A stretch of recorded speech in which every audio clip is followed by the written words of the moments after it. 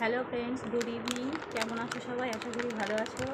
তো দেখো, আজকে এমন একটা মেকআপ টিউটোরিয়াল নিয়ে আসছি যেটা ফাউন্ডেশন ছাড়া, যারা দিনের বেলা মনে করো যে ফাউন্ডেশন মাখা যায় না, খুব একটা হেভি হয়ে যায়, তো তাদের জন্য এই মেকআপটা, মানে ফাউন্ডেশন ছাড়াও তোমরা এই লুকটা নিয়ে আসতে পারবে খুব ইজি। দেখলে বুঝতে পারবে কেমন, এবং তোমাদের আশা করি তোমাদের ভালো লাগবে। চলো গেটসি। প্রথমে আমি ভালো করে মুখটা ক্লিন করে নিচ্ছি। একটু স্কিপ করবে না, তাহলে কিন্তু কিছু বুঝতে পারবে না। কারণ খুব কম বাজেটে যেটা ঘরে সবার কাছেই থাকে, যেসব প্রোডাক্টগুলো আমরা ইউজ করি, ডেলি ইউজ করি, সেই প্রোডাক্ট দিয়ে আমি দেখাচ্ছি।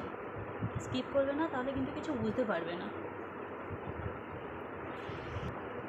তারপর নিয়ে নিচ্ছি ডক্টর শিটসের একটা সানস্ক্রিন SPF 50। তো এটা তো সবার ঘরে থাকে, সানস্ক্রিন মানে আমরা সবাই কম বেশি ইউজ করি। তো দেখো, খুব বেশি নিলাম না, এইটুকু নিলাম। যারা চাও আরও বেশি নিতে পারো, তো আমি এইটুকুই নিলাম, এতে হয়ে যাবে। তো ভালো করে এটা মাখতে থাকো, পুরো মুখটাতে ভালো করে ব্লেন্ড করে দাও।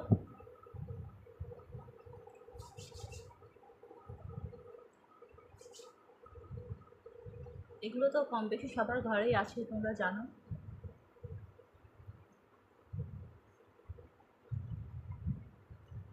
আর মুখের সাথে সাথে এই গলাটুকুও দিতে ভুলো না। দেখো, মুখটা বেশ গ্লো করছে।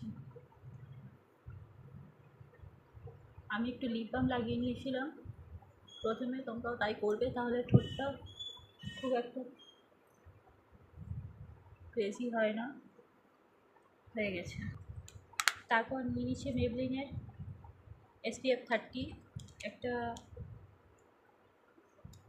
Face powder, compact powder. এটা কিন্তু খুব ভালো।